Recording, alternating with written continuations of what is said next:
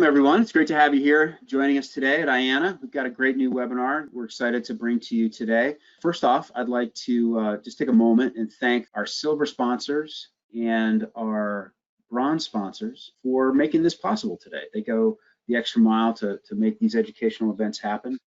We really appreciate it. A shout out to our silver and bronze sponsors. I'm super excited to be able to do the next installment of the Intermodal Conversation session. This one I've been looking forward to bringing in Rob Cannizzaro of VIT. Rob's a great guy, extremely active in IANA, and he is joined today by the one and only Trevor of CIE Manufacturing. Both are board members of IANA. Really appreciate their double duty today because they're taking extra time out of their schedules to join us and bring some really interesting stuff to the table to talk about. So I'm really pleased to be able to welcome two great guys and good friends. Starting off, our guest, Rob Cannizzaro. He is the Vice President of Operations at Virginia International Terminals. And Trevor Ash, he's the Executive Vice President at CIE Manufacturing. I'm going to leave you with my friends, and I will catch back up with you on the other end. Well, thank you, Hal. Appreciate the introduction. Welcome, everybody, to our next installment of Intermodal Conversations.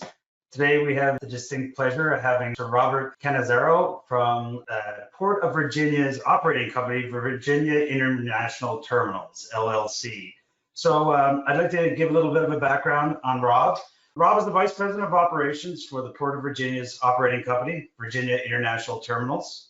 In his role, Rob and his team are responsible for marine, rail, yard, and gate operations across the Port of Virginia's facilities in the Commonwealth, handling approximately 1.5 million containers annually.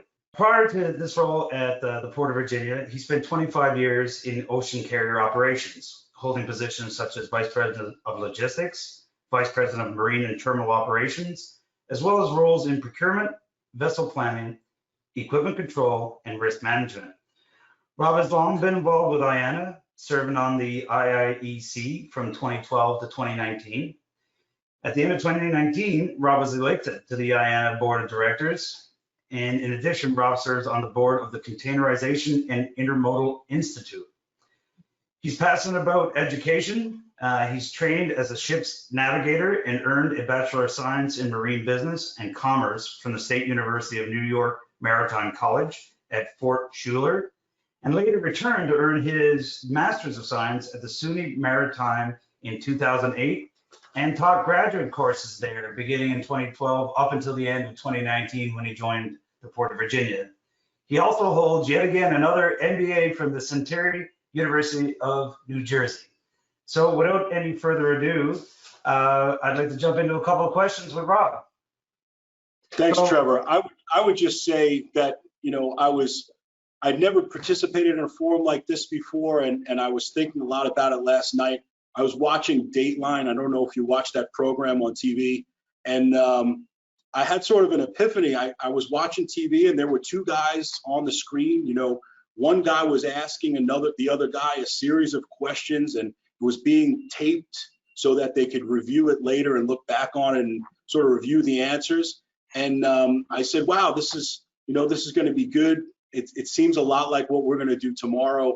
The only difference was one of the guys happened to be in police custody and the other guy was a detective, but both of them seem to really enjoy it. So I'm looking forward to this. So we'll leave it up to the audience to decide who was the detainee and who was asking the questions. That's pretty good. Rob, in the past, we've kind of started off with just some softball questions here to get everybody warmed up and get going.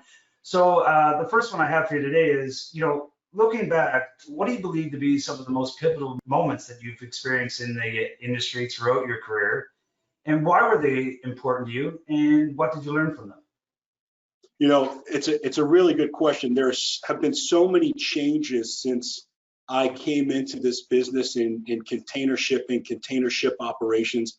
I remember when we were talking about the big ship was 1,800 TEUs, and we were running ships up and down the U.S. East Coast of South America that were, in the 980, 990 range. But as important as ship size and Panama Canal changes and all those things were, I think that if I had to narrow it down to one thing, I'd probably say the consolidation of the ocean carriers has probably had the single biggest impact on my career directly. So I spent 24 years with one carrier, and during the time I was there, probably about 3 years in, we started to acquire other companies. And it was an amazing opportunity for me to learn the process of integrating both how we did things and who did what between two organizations. It was amazing to see the differences between culture. Sometimes culture trumps strategy, and you need to make sure that you're conscious of the people behind the processes. Gave me an incredible opportunity to travel both domestically and internationally. 2003, we purchased an Asian carrier, moved their headquarters from Taipei to Hong Kong. I got to go to Hong Kong to help train ship planners. It was a very quick trip, but had an incredible impact on me. My only trip to Asia to date, and I still look back on it fondly. In every case of those acquisitions that we were involved in, it was a learning opportunity for me, not only about the processes that might change, but the process of process management and project management. And I use those lessons even when we're tackling something that might not be M&A related, might be action plan related, might be how to get from A to B, but still use those same skill sets of setting timelines and goals. My last M&A experience was completely different when the company that I worked for was acquired by another ocean carrier. So I'm sure you could imagine the difference to be on the buyer side and then on the seller side. Here I was focused on the transition of responsibility and ensuring that our customers and that our commercial organization were going to continue to get the services that they expected. It was also a personal challenge. Not only did I have to help integrate my team into the new organization, or potentially some cases integrate some people out of the organization and help them find new opportunities, but in the end, I had to help myself find my own next opportunity. And after 24 years with the same employer, I would have thought potentially that I might have been with them for my entire career. It didn't happen, but I've learned from it. In the end, I think that consolidation will yield a much improved and healthier ocean carrier community where fewer players will be able to better control their businesses and provide better and more differentiated services to the ocean carrier customer. Great, a lot of great detail there. That's a hell of an experience to go, be involved, so entrenched in the M&A from the buyer side, and then all of a sudden, we're being bought, and it's a totally probably 180 different experience to kind of get your head around after you've been, so entrenched on the other side of that equation going down that road. You've got, I'm not trying to make you feel old or anything, but you got a quarter of a century of experience, especially on the marine side, on the carrier side. Thinking back at the beginning when you were first getting into the industry, what did you feel that was some of the challenging things that you came up against about trying to learn the industry when you first started? So obviously it's so unique. There's not a lot of books and there's not a lot of resources that are external to the particulars of what we do. But there's a lot of resource inside the industry. And when I was at the Maritime College, I think it's interesting. I compare it in some respects to the medical education process, not so much in how smart one group is versus the other, right? Talking about doctors versus sailors, but in the way that the more experienced students, the seniors and the juniors, are often tasked with teaching the sophomores and the freshmen. And I think that helps the industry in allowing people that not only know how to learn, but people that know how to teach. So I think there are three things that people have the opportunity to do to get smart about intermodal. The first thing is to find smart people and figure out how to spend time with them. So sometimes it's not going to be easy. It's not as if I could be an operations person and I'm interested in finance and I just knock on the CEO's door and say, hey, can you spend 6 hours with me? I really want to know more about finance.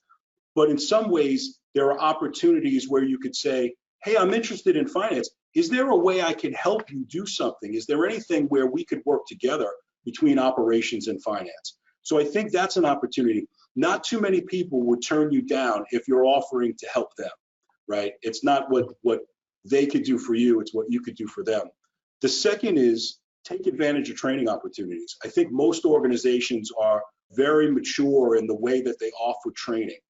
It's more a question of getting people to raise their hand and say, I'd like this training, I'd like to learn about this, I think it's important to me.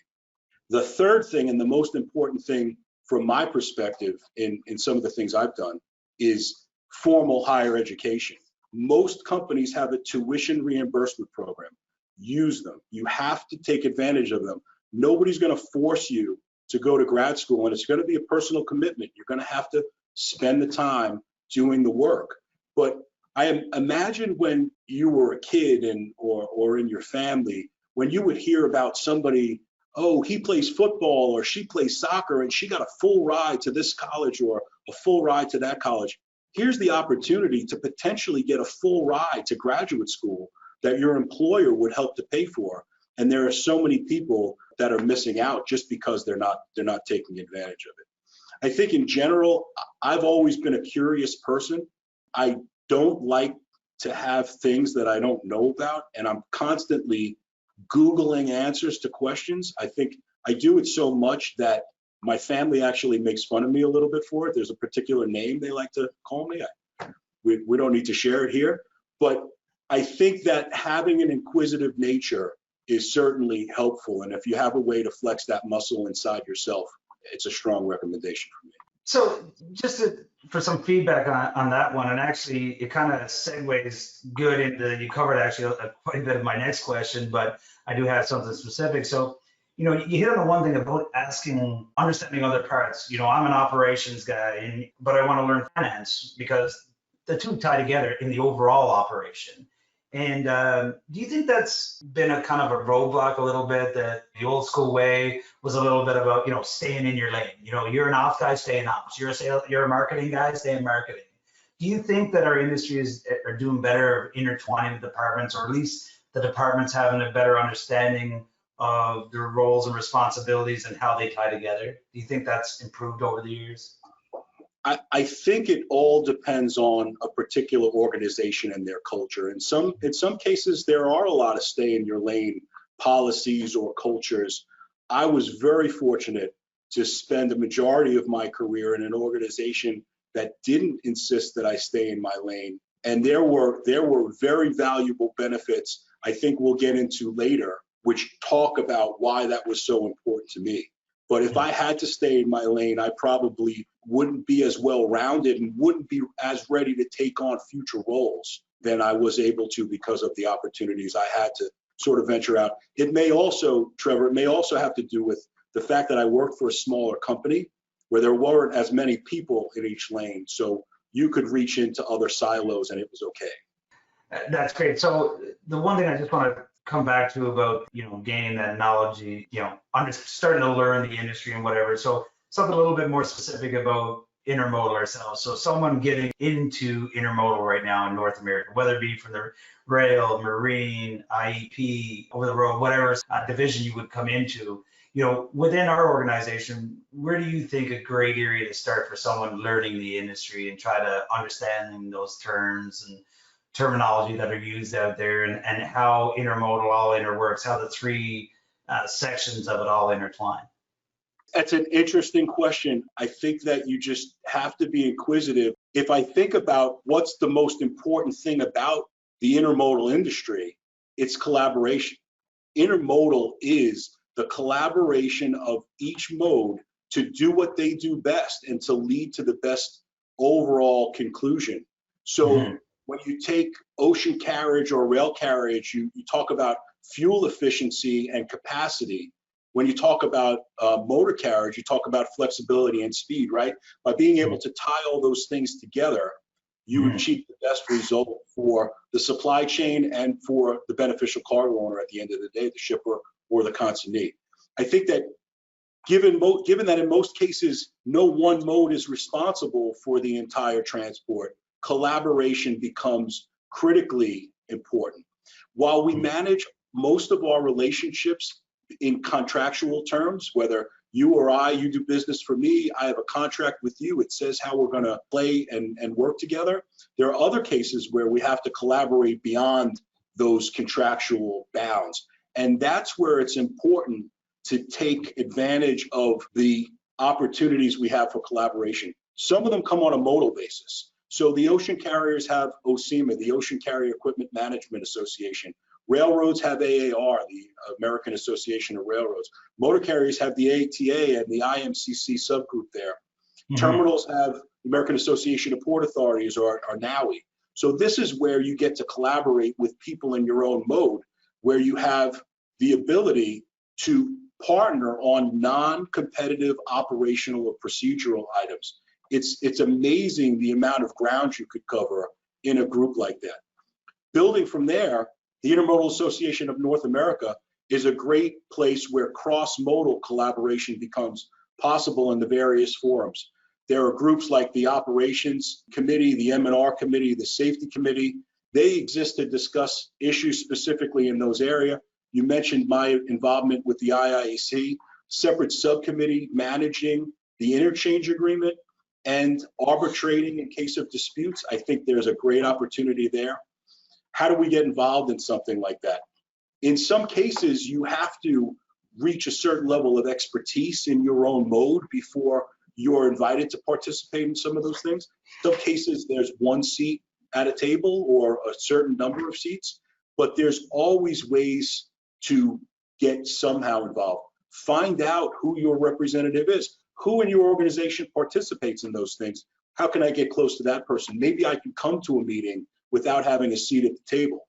I think that getting involved modally, I started as a participant on the Operations Council. First, I was that second seat. I didn't have a seat at the table. I was too new.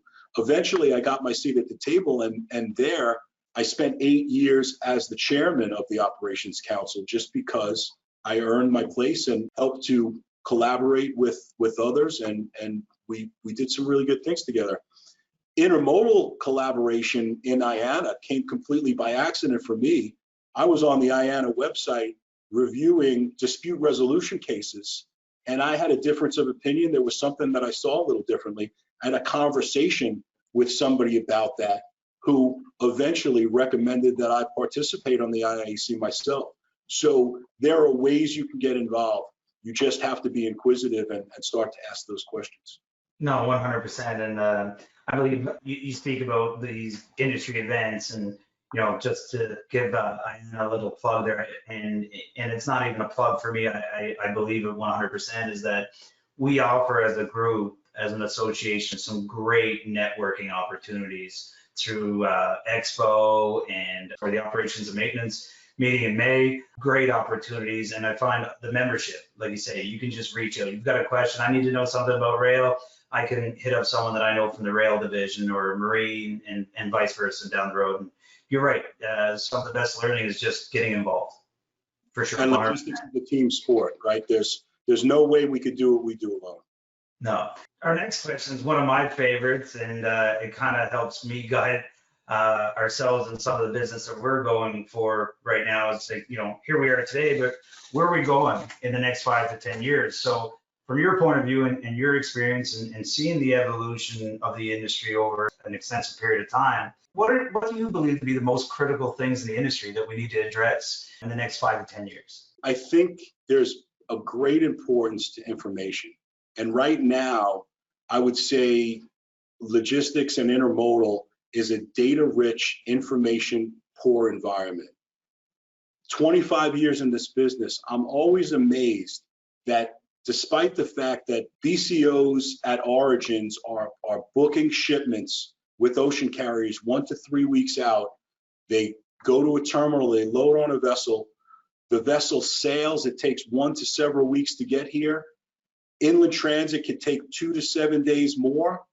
And we don't see in the destination region that shipment any closer than 1 or 2 days out of the ship arriving at the berth, or in some cases when the cargo is actually rail built. So we could have access to so much more information in helping to plan our business if we only had the ability to unlock that data and turn it into usable information. I think there's some reasons why that's not immediately possible. The first one is with booking commitment, right? There's no way currently in the primary business model that it exists in ocean carriage for the customer to have to make a commitment to the ocean carrier or the ocean carrier to make a commitment to the customer. So in some cases, there's a significant amount of melt where cargo can be booked and it doesn't ship. I've been involved in some services where cargo melt could be as much as 70% of the overall volume. So you think you're going to have 100 containers, and a day before the ship, you find out you only have 30. So it's very hard to plan based on that information. There's some work being done in that area. Some ocean carriers are coming up with committed relationships and committed products. I think more is going to come from that endeavor. I think there are third parties that are doing a great job. NYSHEX, for one, is doing a great job in creating a commitment between ocean carriers and shippers. It's going to be much more similar to the airline industry, where if you book a flight, you're going to make sure you're on that flight, and that airline is going to have a seat for you, unless one of you is going to have a financial obligation to the other. I think the second issue is with data sharing, right? So even if I have the information internally in my silo, there might be EDI formats and standards where I could share it with other people, but there's a lot of discomfort with sharing my data. Is it proprietary? Is there some way I could leverage that to my business advantage? Or is it just open source where, it doesn't matter who knows about that? I think right now, most societies, most countries, most customs areas have some 24-hour rules or reporting requirements. So the ability to share data is there. The ability to have good data in a timely fashion is there. How do we share it with each other with trust and collaboration? There have been some third parties that are trying to do this, and I think they're doing a very good job technically. I think where they create concern is potentially with who owns the data. And a lot of organizations are uncomfortable to give their data away when they no longer own it. So there's a group that's started by ocean carriers. I think there are 9 members now, called the Digital Container Shipping Association, DCSA. I'm excited for what they could do. They just produced some work on vessel scheduling. I'm hopeful that they're going to do something with regard to volume in the very near future. Yeah, I'd have to agree on a lot of those points.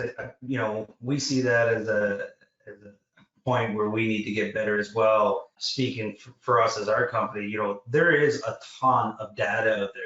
I just don't think we're utilizing it. We know what to do with it yet, but everybody's become so data centric about, we keep statistics on everything, but are we using that data properly? Are we learning from it? Are we starting to break it down, analyze it, start to utilize it to become more efficient? I don't think we've got there yet. And then I think it's the old school way too that's going to be a roadblock, where it's like, I feel like that's proprietary information. I don't really want to data share that. So I think we're slowly coming away from that. I think there's a ton of data out there. I totally agree. I just don't think we know what to do with it yet and how to properly utilize it. Very insightful, Rob. So here's a little bit of a leading question, because we are, and myself within IANA, we have the Intermodal mentorship program, and which I'm a part of, and we want to touch a little bit on that. When you entered the business, who did you see or use as a role model? And did you feel that person was a mentor to you? And how did you and that person interact during that time? So I've had 3 role models and mentors in my life, I think, that were very important to me. And when I'm thinking about them, it's not as much of what they might have done for me or what advice they might have given me, but it's how they changed me and really made me a different person than who I might have been before we met, right? So the first role model I had clearly was my dad. My father was a very hard worker. He was a New York police officer. He worked in the harbor patrol. So there's one of my connections to the maritime world. But to take a guy who dropped out of high school, eventually earned his GED, and to see how hard he worked. Being a police officer with a young family, his schedule was constantly changing. And sometimes Thanksgiving might be on Friday this year, and Christmas may start at 3 o'clock in the morning because Dad's got to go to work. And we knew that. Did we want to have him around more? Of course we did. And just like we want to be around our own families. But sometimes we have to know that it's okay to be committed to your job and to understand that he couldn't always be there in our personal lives and potentially had to make some sacrifices in order to be successful in business. Eventually, his hard work and determination paid off in business. He was involved in several different enterprises. Eventually, he owned a Harley-Davidson motorcycle dealership, which is very successful. He was such a smart guy, still is, he's still with us, but such a smart guy who didn't have a formal education. And it just reassured me to say, despite the fact that I believe in education, and despite the fact that I think it's been important to me, I could also have a great respect for people that have learned outside of the formal walls of education, right? So that's one thing. In business, I've actually been fortunate enough to have two people that I would call mentors and role models. The first was on the marine side of our business, happened to be a German master mariner who came ashore and worked in a marine operations department where I was a ship planner. And this guy was the most intuitive, logical person I had ever met. And he knew where the problem would be because he saw it before, he had the experience. And I remember there were so many times I was working on a stoke plan or working on a problem, and either I thought I had a really unique idea or I had something that I couldn't solve. And I would run to his office and I would just explain the problem really quickly. And he would just say, "But did you think of this?" And sometimes he didn't even look up. Imagine how daunting it was to race into his office and think you had something new or something challenging. And the guy, it didn't even take him a second to figure out, what the missing piece was. And eventually that logic sort of changed the way I thought. And I started to hear his voice in my head. So before I got to his office, I was thinking, "Did you think of this?" And eventually I would stop myself short and not get to his office and ask the question. I would have the answer myself. So the first thing, I have the voice of a German sea captain in my head, which is always good. The second person has been a huge influence on not only my professional life, but my personal life. Great guy. He was based in intermodal and landside operations and logistics. And unlike the first person who was so intuitive, this person was very analytical.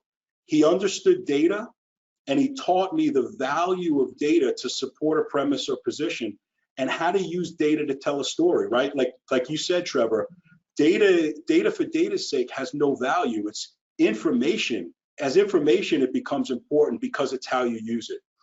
He also recognized the value of collaboration, and he volunteered me for a lot of the things that I started to take an active role in. I think that it's been fortunate for me that he's helped me grow not only as an individual manager, but also in the way that I collaborate with other people. And for him, being so analytical, I remember early on in working with him, my wife and I were at a grocery store, and I looked over at her and said, "Look at this cereal. You get 50% more, but it's only 33% more in price." And she just looked at me and she said, "Okay." And she called me this person's name. And I was like, okay, now I'm channeling him in my personal life. So I knew he succeeded in changing the way that I thought. But what's interesting to me is that in 25 years, I've never taken my boss's job.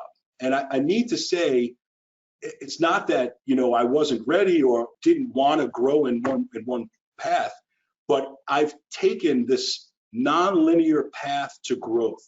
And this particular person trusted me to take on many of these diverse and often senior roles. And whenever I encountered a new problem in this role and was trepidatious or concerned because I didn't have the experience that people working below me did, he always told me, "Trust your judgment. You'll find the answer. You have experience. It's just not in this particular area, and just trust your judgment." And I still tell myself that today in times, and it's advice that has served me well. That's great, Rob. Sounds like you have two distinct people that brought two different skill sets to your career growth. Yeah, you're almost becoming the perfect Rob if you can bring the two of those together, right? The analytical and the intuitive side. So very interesting story. So on the flip side of that, have you been a mentor to someone? And even if you haven't, or if there's not a specific, the opportunity maybe hasn't arose, if it has, that's great. We'd love to hear about it. And then also, what do you see to be the most important factors in being a mentor and taking your stories away about what these two gentlemen meant to you, and then possibly what you probably meant to a mentoree. Yeah, I think it really comes back to, it's not so much of nudging somebody on a career path or a moment of picking somebody up and pushing them in a certain direction. It's more about helping them learn from experience and potentially change the way they think. So the short answer is yes, I've had opportunities to mentor other people. Those relationships are often very different. Some cases they were formal, company-sponsored relationship where people would pick a mentor, and some people chose me for various reasons. In other cases, people informally approached me and asked me to help them grow in a particular direction or round themselves out in some regard. I'd like to think that there are people right now somewhere in the world with stories like I have that I might not even know about, how I affected them and their career. But interesting to me, when I finished my MBA, this was my second master's degree, I'd basically been going to school part-time as I was working and raising a family for 8 years. So when I stopped and I finished my second program, I had this void to fill, and people would say, well, it's a little silly. Don't you like football? Or, you could play darts. And I really had this bug of education. I really was passionate about it. I enjoyed learning. I enjoyed the learning process. And I was at a crossroads. I didn't know whether I was going to go for a PhD potentially or do something with teaching. So I had an occasional interaction with the department head at the SUNY Maritime College that I did my graduate degree under. And I reached out to him and I said, listen, I'm at this crossroads. I don't know what the right decision is. Do you have any advice for me? And Trevor, I thought this was going to be the start of a 6-month conversation about what was really important to me and what I wanted to do and where I might go. He called me back in 20 minutes. He said, you would be a great teacher. Forget about the PhD for now. I've got a class that's perfect for you, and it starts in a month, so you better get ready. And before I knew it, I had access and IDs and all sorts of passwords, and that was 8 years and 25 classes later. So I've had the opportunity to help shape young professionals in a formal education setting. Some of those relationships were very generic and just in the classroom setting. Others were law school applications and recommendations. Some of it was career advice. Some of it might be help on other projects with other professors. So I enjoy the mentoring process, and I appreciate the help that I got. So I'm very happy when I could pass that on. I think that's great, and I think about it now how I entered that question about have you mentored someone, and I just quickly put it in my head, imagine if there's 25 classes, there's been hundreds of young minds coming through that college that you've molded in somehow, in some form. That's great. I'd like to throw a curveball in here a little bit, more of a selfish question. Coming from a sales and marketing background, I've really seen the Port of Virginia really up their marketing game and piggybacking with the Virginia Economic Development Group, a lot of social media stuff, a lot of great things coming out of the Port of Virginia. And I see that you get involved a little bit, and we touched on this in our pre-meeting a little bit about, it's hard when you see some neat cargo come through, not getting out there and taking a picture and stuff of it. What do you think has been the drive to push that better social marketing presence as a terminal operator, as a port? So there's really two aspects to this, and you touched on both of them. So we have a very ambitious chief marketing officer in the port, Jay Stecker, does a great job. He and his team are rolling out a new website right now, which is very interesting. It's really the next generation of intuitive and understanding what a particular user might be interested in. Does a great job with social media and making sure that our message and our brand is out. We just released new values and new mission and vision statements. At the same time, I think what we do in operations is really cool stuff. I mean, as long as I've been here, I geek out over seeing cool things on the terminal. It's awesome stuff. And I like to share it, especially when so many of our customers that are entrusting their ships to us to care for, they don't get to see their ships as often as we do. So if I could see 3 of one customer's ships lined up in a row along the berth, I want to take a picture and I want to get it out there, and I want to thank them for their business. I want to show them how important they are to us and how much we care about what we're doing for them. If I see somebody discharging a catamaran or a 200,000-pound piece off another ship, I want to take a picture of that too, and I want to show people what we do. It's not all containers. Containers are the lion's share of our business, and they're so important to us, but there's a lot of really neat stuff going on. And I think social media, it doesn't replace direct relationships. It'll never do that. But I think that it's certainly important where we're able to help bridge gaps with social media. And I get just excited when I see friends of mine at certain ocean carriers, when I put a picture of their ship on LinkedIn, and all of a sudden they click like or might say something back, you know, thanks, Rob, great picture. I get excited about that, and it just helps keep us connected. Yeah, I couldn't agree more. I mean, social media will never, hey, maybe I'm thinking old school, but I don't think it'll ever replace that personal interaction, but it piques the interest. It starts the conversation sometimes, like you say, and that's pretty big. So I think we can time for maybe one more question, then we can open it up for potential questions. One of our last sessions was with Mike Wilson from CCM, and you know, relative to everybody's current situation out there today as we go through this COVID-19 pandemic, we asked Mike, on your operation, what has COVID-19 meant to CCM in regards of how it's impacted you today and how you think it's going to impact you in the future? And I want to ask you that same question. And you know, how do you feel it's impacted today to the Port of Virginia, and what long-standing impacts will be there for the future for years to come? Yeah, I think the immediate impact of COVID-19 on the Port of Virginia has been profound from a cargo volume standpoint. It certainly had an impact on our year end. Our fiscal year just ended June 30th. And I think that has had an impact. Fortunately, we did our best to align our capacity with that volume. And we did a lot of work in trying to predict what that volume would look like. A lot of great collaboration between the sales team and the operations team and trying to quantify what that would mean, make sure our service remained robust. We also did a lot of things to keep our people safe. So we have two categories of people. Obviously, terminal work is essential, but it's also not work that can be done remotely. People have to be here on the terminal, either to do the work or to supervise people who were doing the work. So it was important that we kept them safe. We suspended our biometric screening, so people didn't have to touch fingerprint scanners, replaced that with physical ID verification. We implemented cleaning protocols where we have cleaners walking around cleaning high touch areas. We distributed PPE, probably have 140,000 pieces of PPE that we shared in our organization and beyond.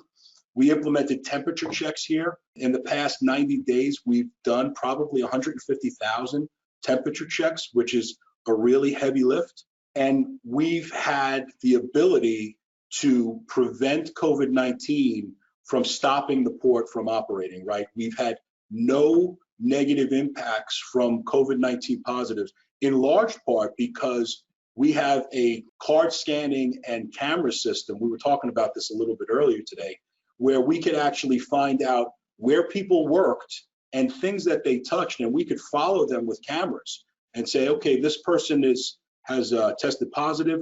We can clean those areas, those particular rooms where we touched. It's not just we have a name on a timesheet and he worked at one terminal or another.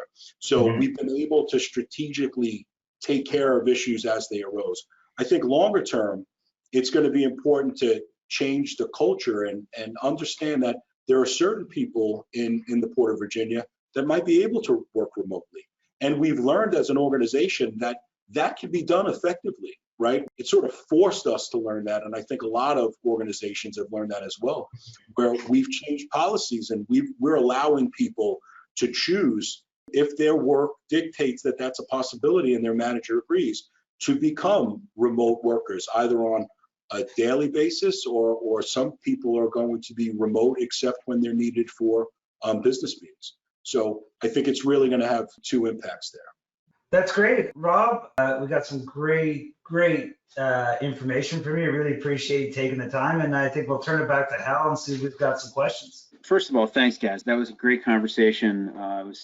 We do have a bunch of great questions, so let's try to dive in here and see how far we get. A lot of questions around technology. First one is, what intermodal technology has made the most impact on your career so far, and how did your business run more efficiently from it? Wow, it's an interesting question. So I like to think that I'm not that old, but when I started in this business, I didn't have a computer on my desk. So I actually was interviewed by somebody who had a computer on his desk, and I sort of looked and I saw little pictures on the screen, and I had read or heard somewhere that this thing called Windows used icons. And I sort of had to fudge my way through a conversation about how well I knew computers. So when you take it from, you know, starting day one with a dock receipt, a ballpoint pen, and a bottle of whiteout to come where we've gone, I mean, we were reading telexes every morning. We didn't have email.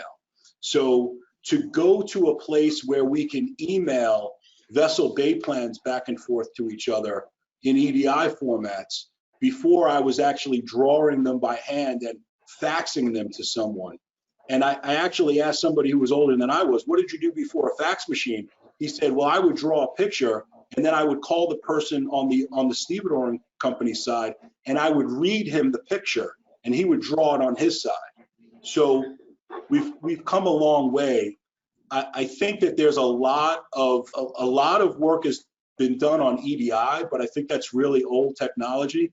I think a lot of machine learning is going to really benefit us in the future to say, what have we done in the past and how can we predict what that means for the future? I'm excited for that to come. I hope that answered the question. No, that's whiteout and a ballpoint pen.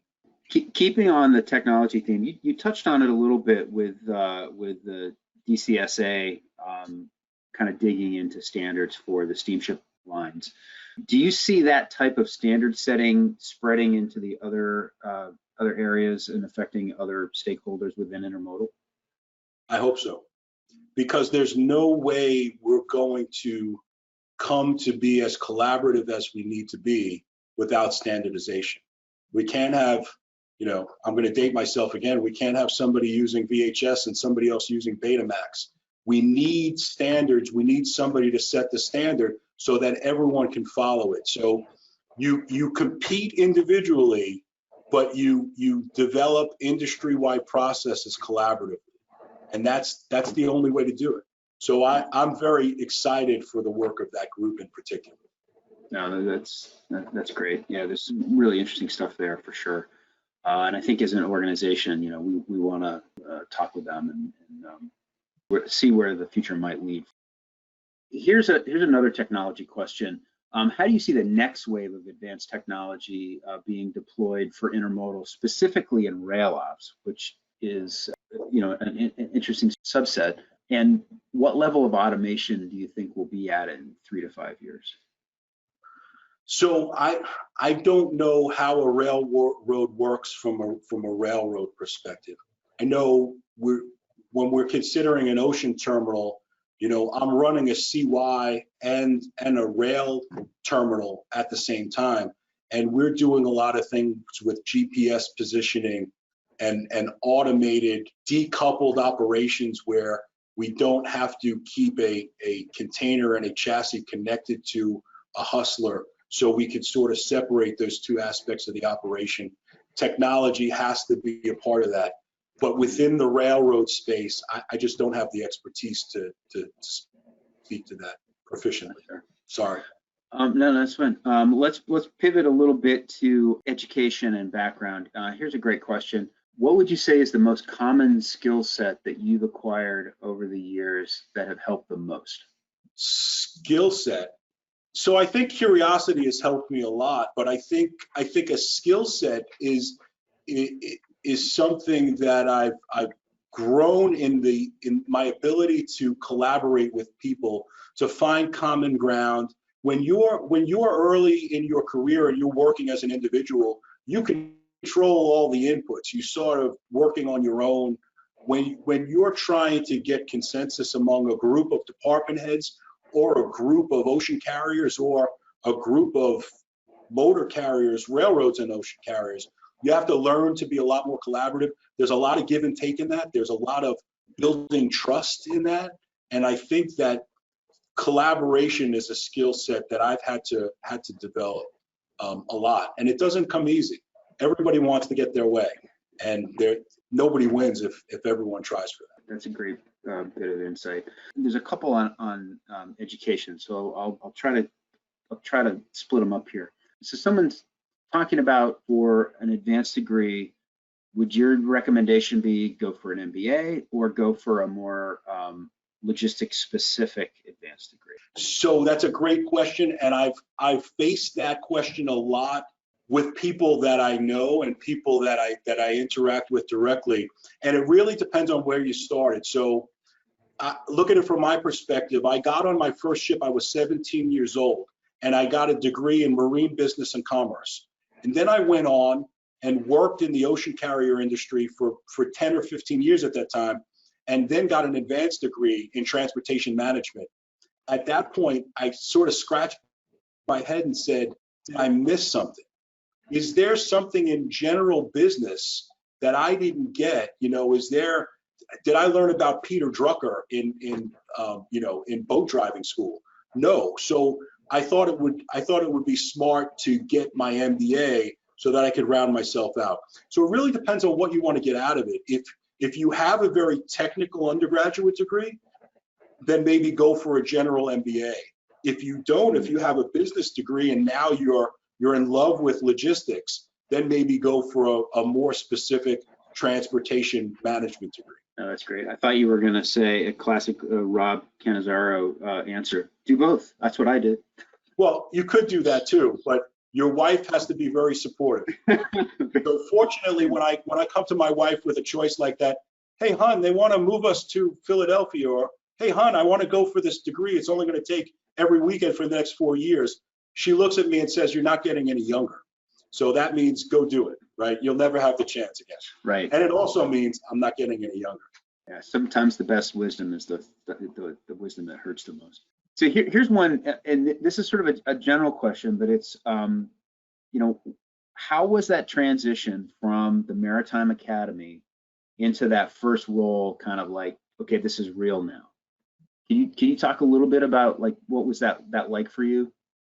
So I had such a blast when I got into business, but there was some strange thing. Being in a Maritime Academy, I had spent several years with very limited personal choice, and there was constantly people telling you what you had to do and where you had to be.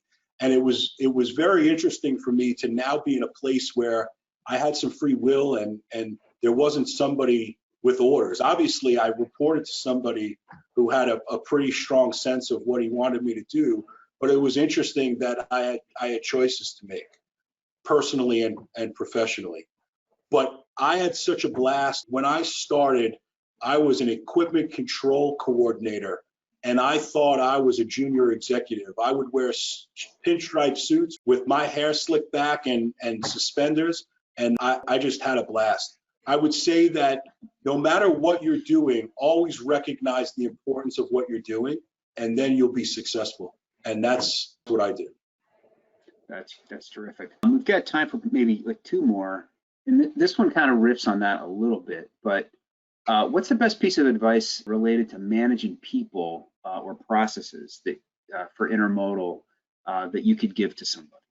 Managing people is an interesting skill set, and it's a balance between the individual and the mission. So I would say you have to be very empathetic. You have to recognize that these are people.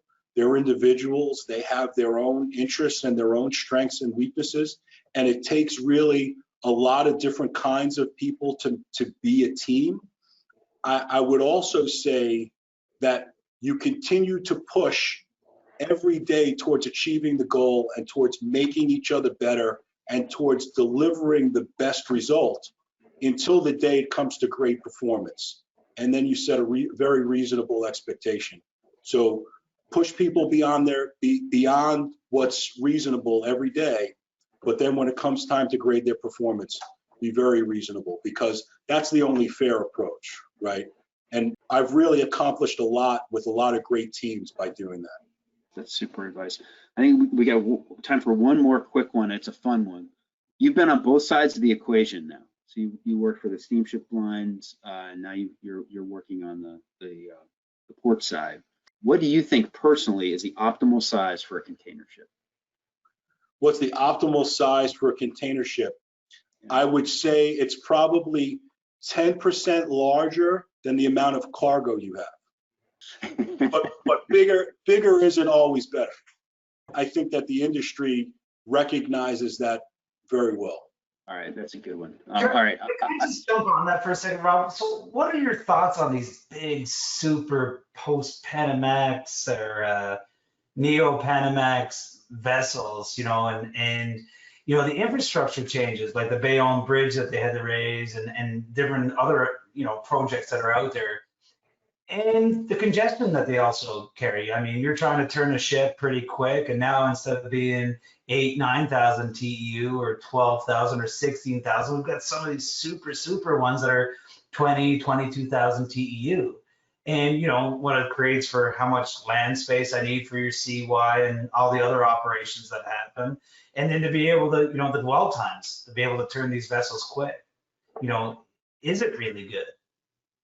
Yeah, I think that, number one, just as a guy who's loved ships since I was a kid, they're amazing feats of engineering. And I think they're very interesting from that perspective. I think that, and this is probably going to sound more like the marketing guy answer, but if those ship sizes are important to our customer, then it's important to us to be able to accommodate them, right? But I think that we all have to change the way that we think and the way that we work as dictated by the size of that vessel. So there's a lot of collaboration within the Port of Virginia on how to get ULCVs in and out of the port. And we're fortunate, we just completed a dredging project at NIT that allowed ULCVs to call there. We just had our second ULCV yesterday. And we're very excited for that possibility, because that's what our customers need us to do.